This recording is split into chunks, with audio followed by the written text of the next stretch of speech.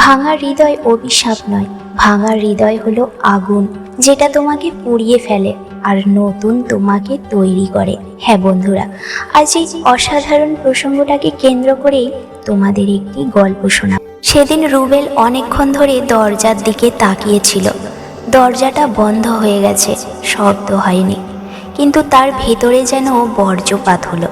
যে মানুষটাকে সে নিজের পৃথিবী বানিয়েছিল সে চলে গেছে, কোনো কারণ ব্যাখ্যা ছাড়াই, শেষবার চোখে চোখ রাখার সুযোগটুকুও না দিয়ে। রুবেল মেঝেতে বসে পড়ল, হাত কাঁপছিল, বুকের ভেতর এমন এক ব্যথা যেটা ভাষায় বোঝানো যায় না। ফোনে শত মেসেজ লিখে আবার মুছে ফেলল, কল দিতে গিয়ে থেমে গেল। একসময় নিজেকে প্রশ্ন করল, আমি কি এতটাই অযোগ্য ছিলাম? সেদিন রাতে সে ঘুমায়নি, পরের কয়েক সপ্তাহও না। খাওয়া দাওয়া কমে গেল, হাসি হারিয়ে গেল। আয়নায় তাকালে একটা অপরিচিত মুখ দেখা যেত, ক্লান্ত, ভাঙা, ফাঁকা। বন্ধুরা বলতো সময় সব ঠিক করে দেবে, কিন্তু রুবেল জানতো সময় কিছু ঠিক করে না। তুমি নিজে না দাঁড়ালে কিছুই দাঁড়ায় না।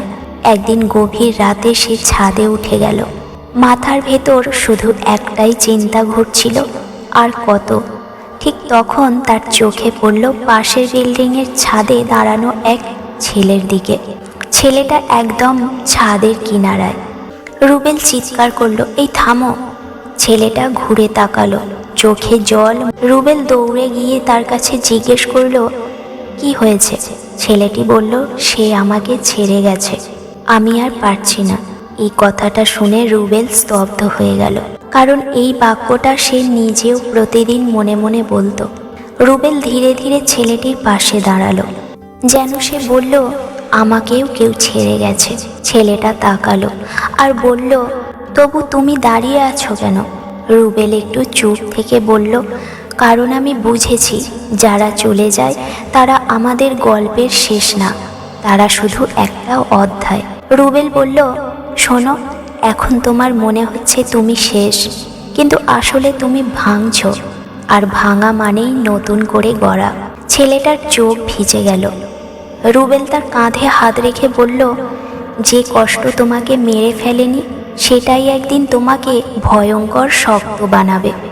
অনেকক্ষণ কথা বলার পর ছেলেটা ধীরে ধীরে ছাদ থেকে নেমে এলো।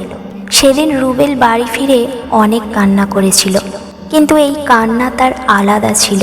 এটা দুর্বলতার কান্না নয়, এটা ছিল জেগে ওঠার কান্না। পরের দিন সে সিদ্ধান্ত নিল, আর নিজেকে অবহেলা করবে না। সে ভোরে ওঠা শুরু করলো, দৌড়াতে গেল, বই পড়া শুরু করলো, নিজের কাজের দিকে মন দিল, পুরনো স্বপ্নগুলো আবার খুলে দেখল। অনেক দিন সে একা লড়েছে, অনেক রাত বালিশ ভিজিয়েছে, কিন্তু সে থামেনি, কারণ সে বুঝেছিল যে মানুষটা তাকে ছেড়ে গেছে সে তার মূল্য নির্ধারণ করতে পারে না। অনেক মাস পেরোলো, বছর পেরোলো।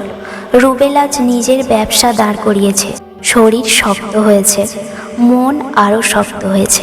একদিন হঠাৎ সেই মানুষটার মেসেজ এলো, তুমি অনেক বদলে গেছো। রুবেল হাসলো, কিন্তু কোনো উত্তর দিল না সে, কারণ কিছু মানুষের কাছে ব্যাখ্যা দিতে হয় না, তারা হারানোর পরই বোঝে। আজ রুবেল জানে, যদি আজ তোমার হৃদয় ভেঙে থাকে তাহলে এটা তোমার শেষ নয়, এটা তোমার রূপান্তর। তুমি কাঁদবে, এটা স্বাভাবিক, ভেঙে পড়বে কারণ মানুষ তুমি, কিন্তু উঠে দাঁড়াবে কারণ যোদ্ধা তুমি। আর মনে রেখো, যারা তোমাকে ছেড়ে যায় তারা তোমার ক্ষতি করে না, তারা তোমাকে মুক্ত করে। বন্ধুরা, আজকের গল্প থেকে শিক্ষণীয় 3টি কথা আমাদের সর্বদাই মনে রাখা প্রয়োজন। প্রথমত, যা হারাই, যা ভেঙে যায় সেগুলোই অনেক সময় আমাদের জীবনের মোড় ঘুরিয়ে দেয়। পুরনো অধ্যায় বন্ধ না হলে নতুন অধ্যায় শুরু হয় না। দ্বিতীয়ত, হৃদয় ভাঙার অভিজ্ঞতা আমাদের দুর্বল করে না, বরং ভিতর থেকে আরও শক্ত করে। ব্যথার মধ্য দিয়েই মানুষ নিজের সত্যিকারের ক্ষমতা আর সীমা চিনতে শেখে। তৃতীয়ত, সবচেয়ে বড় পুনর্জন্ম হয় নিজের ভেতরের ভালোবাসা হারালেও আত্মসম্মান, আত্মসচেতনতা আর নিজের প্রতি যত্ন ফিরে পাওয়া। তখনই নতুন মানুষের জন্ম হয়, আরও পরিণত, আরও সচেতন এক আমি। সবশেষে আবারও বলবো, এই পৃথিবী তাদের জন্য যারা প্রতিনিয়ত জীবনের সঙ্গে লড়াই করে বেঁচে থাকে।